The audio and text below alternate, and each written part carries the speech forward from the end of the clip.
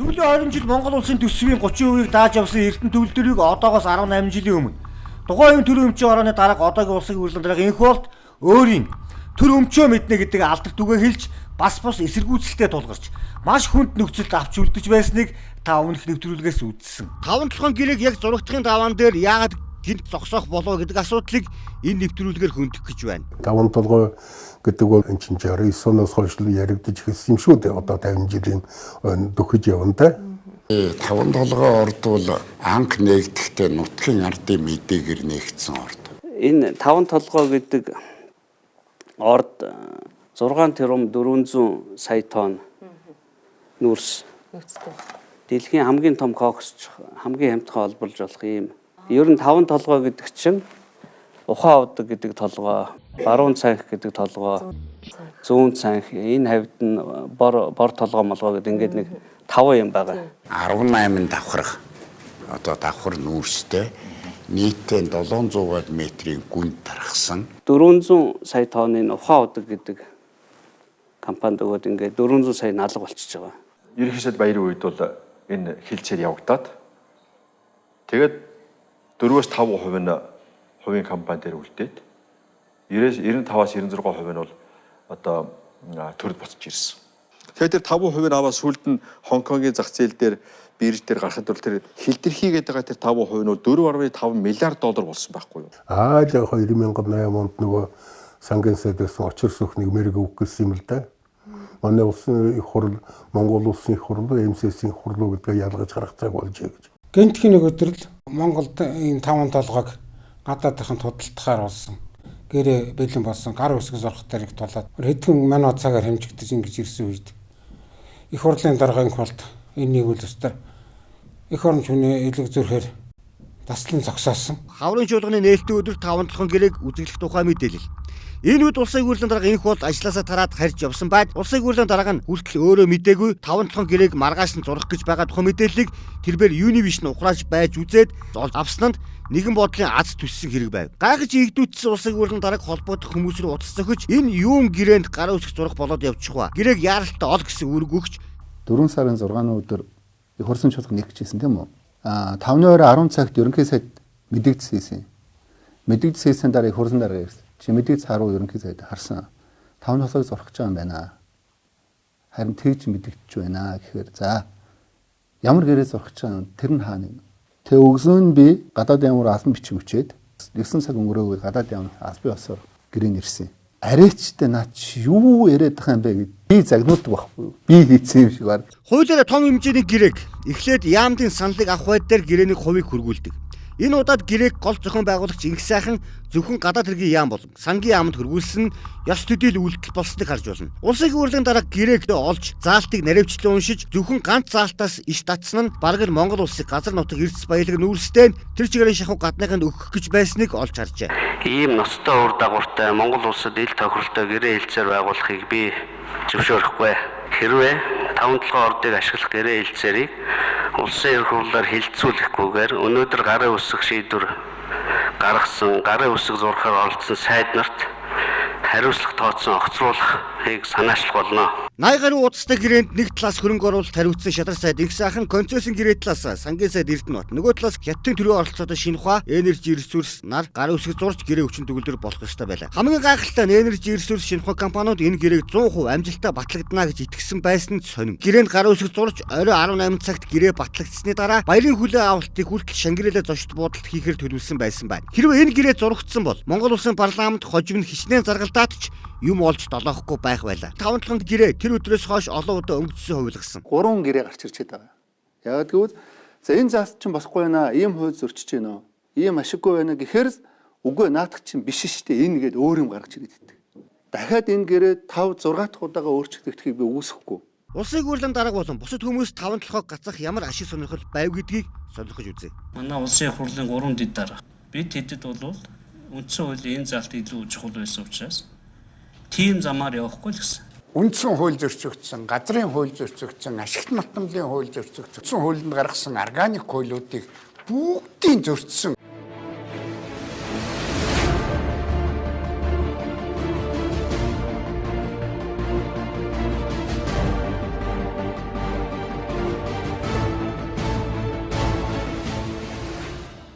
5 толгой гацаасан нэрийг улсын хурлын дарга зүүгээд байгаа.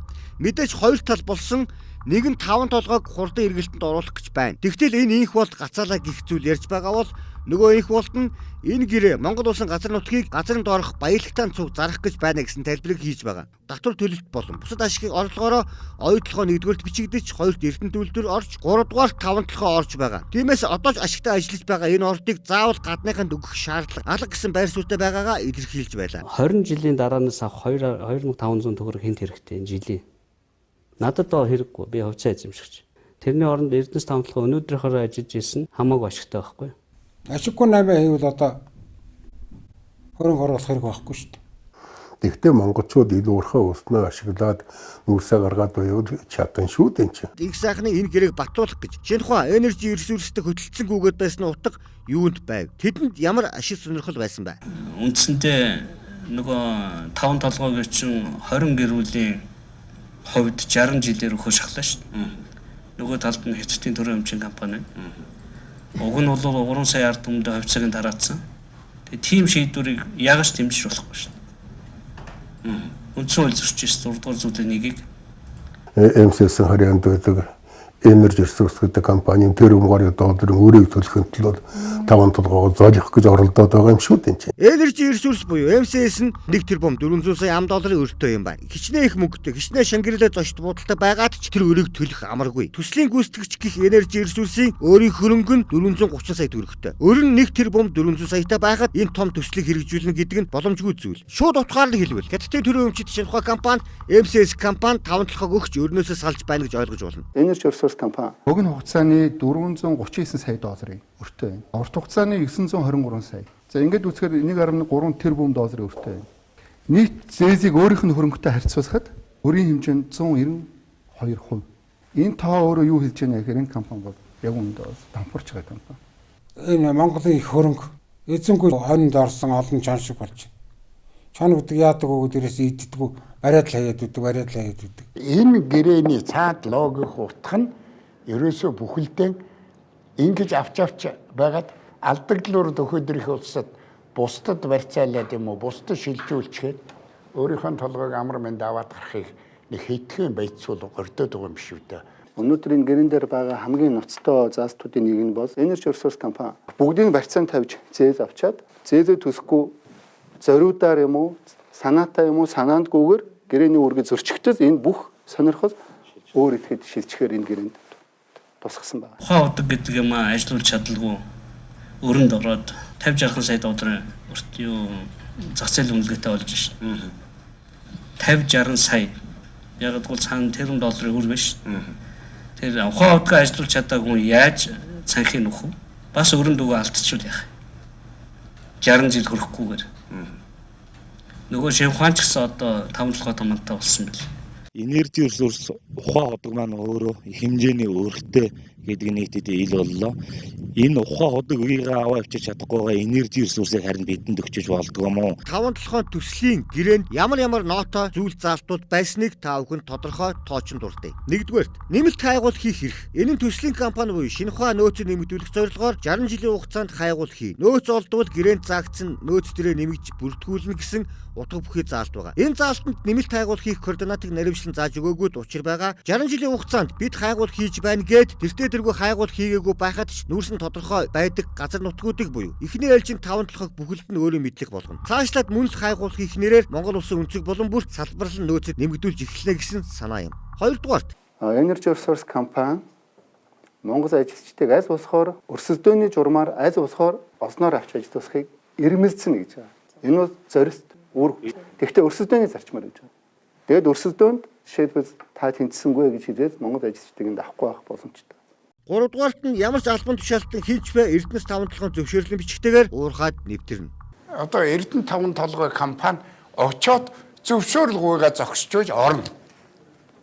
Өөр хүн бол ерөөсөө орохгүй наад энэ эзэмшил газар. 4 дугаарт нь хоёр талын хооронд байгуулсан гэрээг барьцаалах замаар бусдад шилжүүлж авсан компани нь 3 дахь компанид муу адил шилжүүлж болно. Цанхын орд байрлах газрыг үн төлбөрөөр шилжүүлж авна. Ажилчдын шилжүүлж авна. Техник тоног төхөөрөмжийн шилжүүлж авна. Эрдэнэс 5 толгой компани 10 гаруй тэрбум төгрөгийн техникийг шилжүүлж авна гэдэг бол хувьчтад байхгүй юу?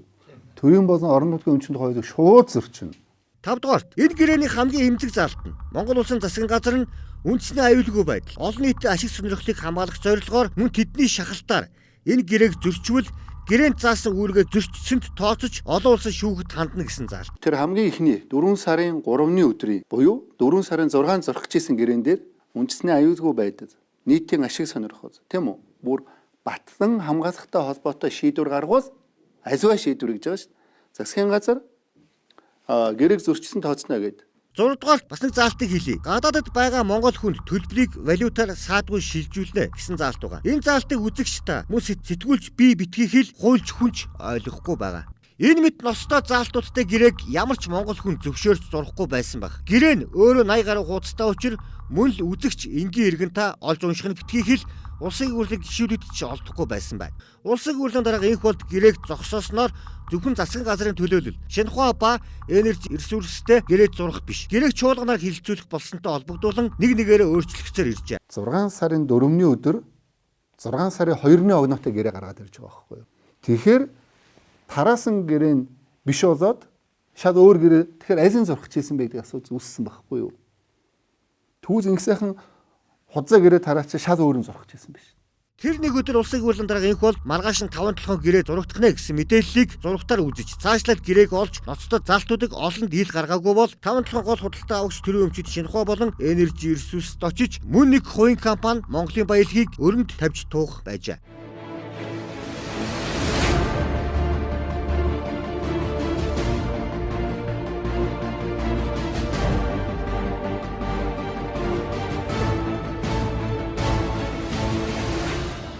Тэгээ 5-7 яагаад ингэж олон жил хэрүүл айлан болоо явцсан гэхээр дэлхий дээр номер 1 нөөцтэй хамгийн хямдхан олборлж болох ил уурхайтай ийм л онцлогтой орд.